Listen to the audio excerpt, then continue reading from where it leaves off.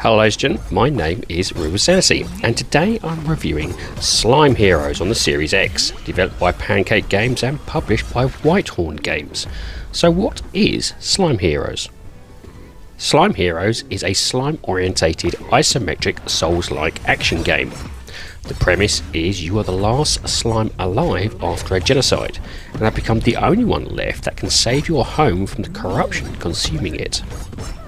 The game boasts 6 guardians to defeat, co-op play allowing you both to find different weapons and dynamically create your own magical abilities based on what you find. First up is accessibility. With regards to accessibility, the developers have added in a number of options under its own tab, which include crouch toggle, camera shake, outline colours, outline players, camera sway and timed puzzle. Button remapping and a small selection of subtitle options also exist, alongside a great selection of difficulty options like world damage, enemy attack speed and boss damage. Audio options are a bit basic however, so those with auditory issues may struggle. First up is gameplay. When people hear Souls-like, they instantly think of hard battles with lots of deaths as a given. So it was intriguing when I saw Slime Heroes and its premise to be a more softer and approachable game. This has been clearly designed for the younger audience, but I believe will still be appreciated to those who are adults. You start, as often with Soul-like games, in the character creation section, which is immensely delightful.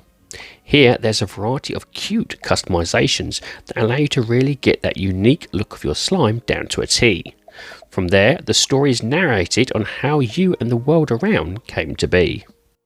Your species was almost wiped out by the corruption that came, but thankfully you and you alone survived. With a little luck you met a good friend, a dragon who protected you and allowed you both to live together in a forest. Unfortunately, the corruption spread during your seclusion and finally made its way to your home. With your friend's last strength, they teleported you to safety at the cost of their own, and thus begins your story. It's at this point the standard Dark Souls formula returns, with the premise is for your character to explore the world, killing enemies and finally dealing with the boss of the zone in question before moving on. Thankfully, from the beginning, your slime isn't as helpless as it looks. With the ability to form a sword using its slime, it can do heavy and light attacks with combos aplenty. Different weapons are unlocked as you progress from defeating the big zone bosses, with each one having positive and negative traits. The sword is fast and has moderate damage, whilst the spear deals less damage but it has a much longer reach, with the hammer dealing huge amounts of damage but needs to be close to connect. And because you can change on the fly, you can choose which weapon depending on the enemy you are facing is the best option.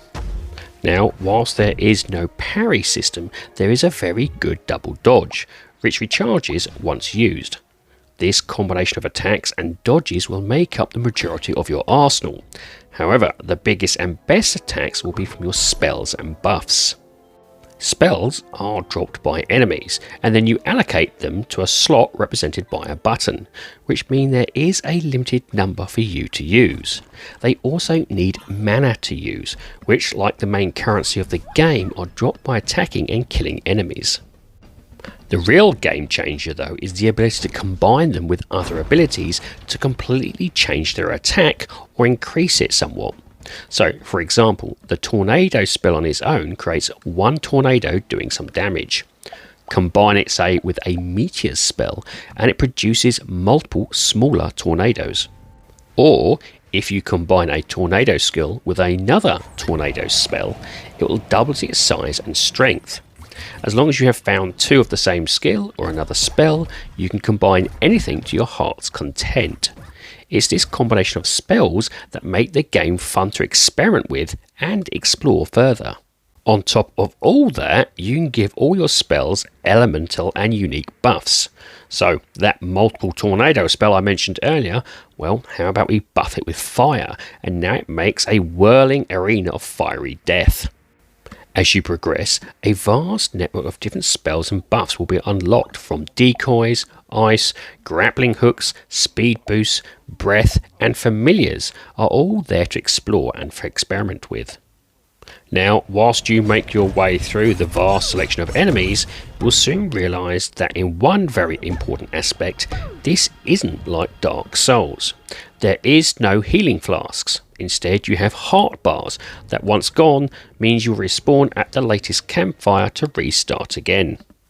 To combat that, there is a choice of hats which you find that will give your character a permanent skill or buff whilst wearing it.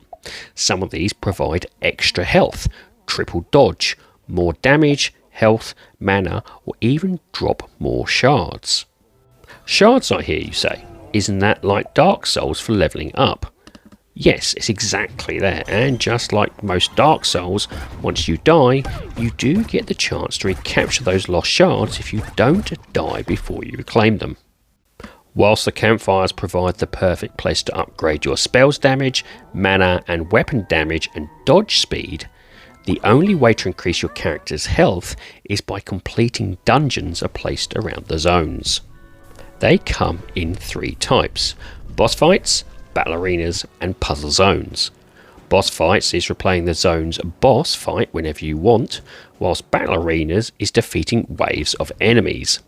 Puzzle zones expect you to get to the end of a maze, solving problems, often needing specific spells to complete. Completing these provide you with tombs that you pass on to an NPC, which after a set number will in turn provide you with another heart to survive longer with. The combat I found to be very smooth, with you darting in and out to ensure you get the best hits. Enemy pattern recognition is also well needed, as each enemy has a variety of specific attacks that you'll need to watch out for. This, combined with spells, ensures that no matter your progression, you'll want to see what around each corner is, and which is often a greater foe for you to face. Now, whilst there is co-op, I didn't have the ability to test it, but from what I can hear, this can be a little rough at the moment due to connection issues, which I have heard the development team is looking into. Graphics is next. Visually, this game looks vibrant, bright and colourful, which is quite different from most Souls-likes. The overall map is pretty decent, with a variety of biomes that opens up with each successful boss attempt. But just like most Souls-likes, it's interwoven with paths that allow easy access back to different areas depending on your progression. There's also plenty of hidden areas needing specific spells or weapons in order to uncover these secrets hidden amongst the various biomes. Speaking of which, the biomes vary from dense jungles, dark caves, cold mountains and red hot lava rivers, to name a few. Exploring these areas are not just for fun, but key in gaining a bigger selection of spells to combine and experiment with. For example, the tornado spell is dropped by one specific enemy type, and killing this bad boy often is needed to ensure the best combination possible. Enemy variation is also tied to a particular biome you inhabit, which ensures a nice variety from flying types, ground burrowing types to heavy brutes. I never felt bored exploring the biomes, and this was hugely due to the diverse enemy variation on offer. Boss types are also enjoyable monstrosities that push you to understand their pattern recognition, just like the smaller types, but with much more emphasis on correctly using spells to your advantage. A good combination of spells can be devastating to the boss types, but which one is all about you experimenting with. The game's UI is also clear and bright. That again helps the player understand where everything is and what they need to do, which is perfect when you are tailoring your slime to your specific style. The game also promotes a nice amount of customization when it comes to character development, which I was surprised with when I first started the game up.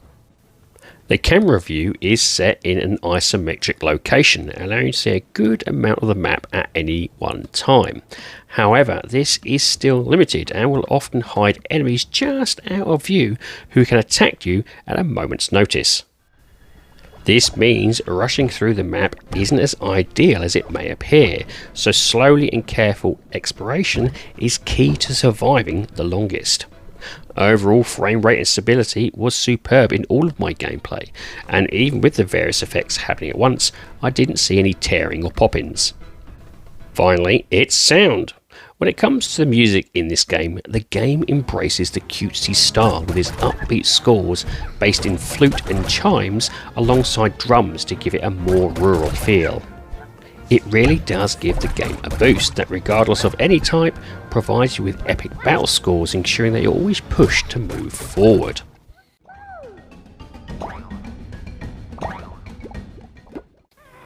With regards to voice acting, the game's protagonist is a collection of cute blurb sounds, whilst the guardians and NPCs themselves are fully voiced. The actors provide a great connection with their characters and do the game a much more prominent feel about it as you explore and engage. Run along now, little slime! See how tough you are, The game's sound effects showcase depth, with each weapon type and spell oozing a fun but in-depth collection of sounds. Battles combined with the music become a sonnet of light, flighty music with hard-hitting attacks that make you smile as you boink enemies left and right. In terms of environmental sounds, it is clear that the developers wanted the music scores to really sell the game's intent, which I think was the right move. My recommendation here would be a good quality soundbar to really enjoy the vibrant scores against the hard-hitting attacks. And this leads me on to the rating of the game. Now, I rate games in order of avoid, on sale, great purchase and must own. My rating for Slime Heroes is a great purchase. This vibrant cutesy game oozes fun and enjoyment, and whilst older Soul players may scoff at this, it is the perfect title to get many a younger audience into the genre. But don't let the graphical style fool you. With the options to ramp up the damage, this can be as brutal as you want it to be, and worth a go for even the hardened Souls players. The game is currently priced on Xbox at £24.99, or approximately $30, and depending on your skill and patience would give you about 15 plus hours worth of gameplay to understand the game's mechanics and explore the biomes thoroughly. There is multiplayer, so you can add as many hours as you want there, but I suspect this would make the game quicker rather than slower in terms of progression. It really is a great game to recommend, and for those entering the genre or want to experience it with the options to scale it up how they choose, this is the perfect game for them. Because of the difficulty scaling, this also ensures the more battle-hardened Souls players too can enjoy this vibrant take on the genre, and I think it's definitely something most should try. Well, ladies and gentlemen, that's it. I do hope you like this review, and if you do, please like, share and subscribe if you so wish. And if you would like to put some notes or even just a comment in the comment section, I do like reading them. Anyway, have a great time gaming, and I'll see you all again soon.